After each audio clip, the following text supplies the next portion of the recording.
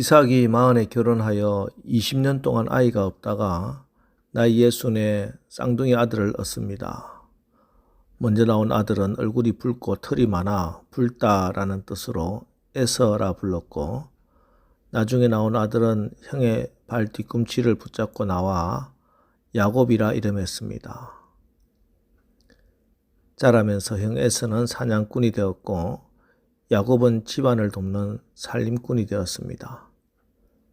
자, 그러던 어느 날 사건이 벌어지게 됩니다. 29절 30절. 야곱이 죽을 쑤었더니 에서가 들에서 돌아와서 심히 피곤하여 야곱에게 이르되 내가 피곤하니 그 붉은 것을 내가 먹게 하라 한지라. 자, 피곤하다는 말이 두 절에 두 번이나 나오지요. 이 말은 에서라는 인물은 배가 고프면 눈에 보이는 게 없다는 말입니다. 세상 살아가다 조그만 문제라도 생기면은 눈에 보이는 게 없이 신앙이고 예배고 생각하지 않고 눈앞에 코앞에 문제만 해결하기에 급급한 존재가 바로 에서였다는 것이지요. 배가 몹시 고픈데 마침 야곱이 팥죽을 끓이고 있습니다. 팥죽을 한 그릇 달라 해야 하는데 너무 배가 고프니까 팥죽이란 이름도 생각나지 않는 것 같습니다. 거기 붉은 것 그 한 그릇 다오, 이렇게 이야기합니다.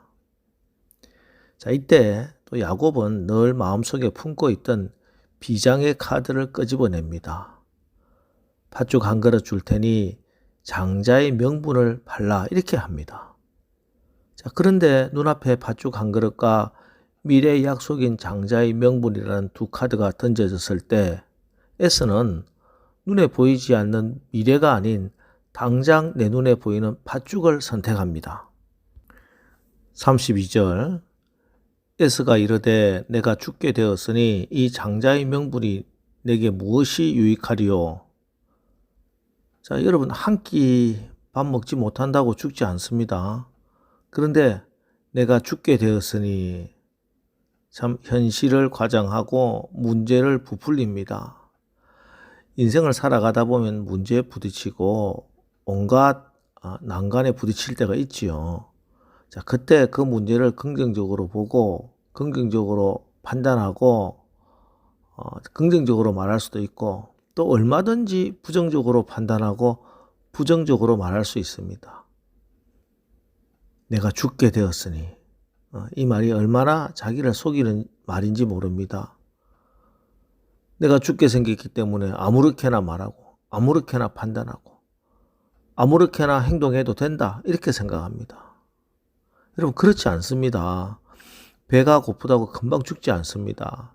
밥 한 끼 굶었다고 절대 죽지 않습니다. 잠시 후면 온 가족이 둘러앉아 식사할 거예요. 조금만 참으면 되는 거예요. 그런데 내가 죽게 생겼다니요. 이처럼 영적인 눈이 없는 사람은 언제나 현실의 문제를 과장합니다. 자기가 당한 문제를 부풀립니다. 그 입에서는 계속해서 죽겠다는 소리가 끊어지질 않습니다. 자, 이런 에서에 대해서 오늘 성경은 분명하게 평가합니다. 34절. 야곱이 떡과 팥죽을 에서에게 주매 에서가 먹으며 마시고 일어나 갔으니 에서가 장자의 명분을 가볍게 여김이었더라. 장자의 명분을 가볍게 여김이었더라. 이것이 에서에 대한 성경의 평가입니다.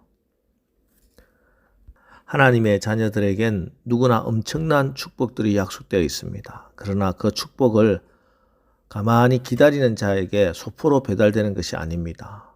축복의 그릇, 주어진 복을 지키는 절제의 그릇을 준비하고 기다리는 자에게 주어집니다.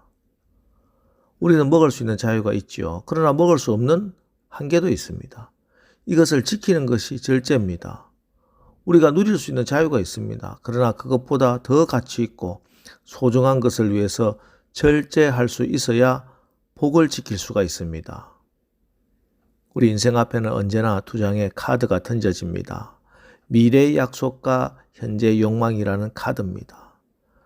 여기서 지금 내가 할 수 있고 먹을 수 있고 가질 수 있고 누릴 수 있는 권리가 있지만 그것을 누르고 미래의 약속을 선택하는 것, 이것이 믿음의 사람입니다. S는 도시에서 소문난 영웅이었을 것입니다. 남성다운 골격과 근육질, 사냥한 짐승을 어깨에 걸머쥐고 위풍당당하게 마을로 들어와서 그 고기로 마을 친구들을 모아 파티를 벌이며 인심을 쓰는 호남아, 얼마나 멋져 보입니까? 그러나 현실주의 향락주의자 S에겐 영적인 것, 미래의 것, 신앙적인 가치는 그렇게 중요하게 생각되지 못했습니다. 현실을 얻기 위해서 신앙을 팔고 미래를 팔아버릴 수 있는 사람 S입니다. 이것이 현대인의 비극입니다. 미래의 축복을 지키는 성품이 모자라고 철저히 훈련이 되지 않는 현대인들의 비극이 오늘 S의 비극입니다. 이에 대해 히브리서 기자는 이렇게 기록하고 있습니다. 히브리서 12장 16절 17절 한 그릇 음식을 위하여 장자의 명분을 판 에스와 같이 망정낸 자가 없도록 살피라. 너희가 아는 바와 같이 그가 그 후에 축복을 이어받으려고 눈물을 흘리며 구하되 버림받아 회개할 기회를 얻지 못하였느니라. 여러분, 에스에게 주어졌던 장자의 명분이 무엇이었습니까? 이스라엘 민족에게는 장자가 갖는 특권이 있습니다. 장자는 아버지의 뒤를 이어서 한 가장이 되어 집안의 대소사를 처리할 수 있는 통솔권이 있습니다. 부모의 유산을 다른 아들보다 2배나 더 받을 수 있는 자격이 있습니다. 장자는 한 가정의 제사장 직분을 수행함과 동시에 언약에 있어서 영적인 축복의 상속자가 되었습니다. 가문의 복을 이어갈 권세, 유산권, 그리고 제사장권이 장자의 명분이었습니다. 한마디로 가문을 잇는 사람이 장자입니다. 아브라함이 이삭을 낳고 이삭은 야곱을 낳고 이것이 예수 그리스도의 족보지요. 그런데 에서가 들어가야 할 자리에 야곱이 들어갔습니다.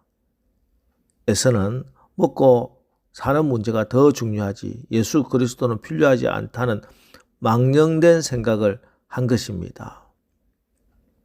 그럼 에서가 이렇게 하나님의 축복을 소홀하게 생각한 이유가 무엇이겠습니까? 그에게는 미래가 없었기 때문입니다. 그는 미래의 축복을 믿지 않았어요. 지금 당장 배고픈데 장장권이 무슨 소용이 있는가? 지금 당장 죽게 생겼는데 미래가 무슨 소용이 있는가? 미련 없이 하나님의 축복을 차버리고 만 것입니다.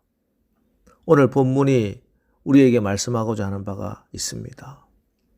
하나님의 백성들에게는 반드시 보장된 미래의 축복이 있다는 것입니다. 그런데 하나님의 백성이라고 하면서도 오늘 모든 것을 다 탕진해버리고 오늘 모은 돈 다 써버리고 다 허비하고 오늘 모든 것 다 즐겨버리고 이런 사람 내일에 하나님 앞에서 얻을 것이 없다는 것입니다. 나한테 주어진 축복을 간직하지 못하면 축복은 나와 무관해집니다. 뺏길 수밖에 없습니다. 그래서 성령의 열매 중에 마지막이 절제입니다. 갈라디아서 5장 22절 23절 오직 성령의 열매는 사랑과 희락과 화평과 오래 참음과 자비와 양성과 충성과 온유와 절제니 이 같은 것을 금지할 법이 없느니라. 성령의 마지막 열매 절제, 성령의 9가지 열매 중에 절제가 가장 마지막에 나온 것은 절제가 가장 작은 열매이기 때문이 아닙니다. 절제야말로 다른 열매를 완성시키는 열매이기 때문입니다. 절제는 이미 주어진 축복을 간직하는 성품입니다. 절제의 그릇을 여러분 잘 간직하십시오. 그래서 이제부터 여러분의 삶, 또 여러분의 가정, 여러분의 가문이 미래에 여러분에게 허락된 모든 축복을 하나도 잃어버리지 않고 다 담고 누리고 그렇게 하나님께 영광 돌리시기를 주의 이름으로 축원합니다. 기도하겠습니다. 하나님, 오늘 말씀을 통해 우리 앞에는 미래의 약속과 현재의 욕망이라는 카드가 있다고 말씀합니다.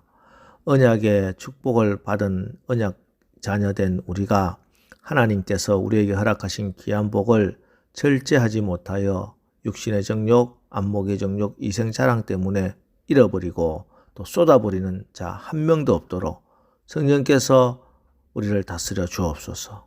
주님 허락하신 미래의 복의 주인공이 되는 삶을 살 수 있도록 우리의 마음과 언어와 태도를 온전히 성령님 지배하여 절제 성령의 열매를 거두고 우리의 삶의 현장에서, 가정에서, 사업장에서, 교회에서 하나님의 복을 잘 간직하고 누리고 체험하고 간증하며 그렇게 풍성하게 나누며 살아갈 수 있도록 인도하여 주옵소서. 예수님의 이름으로 기도합니다. 아멘.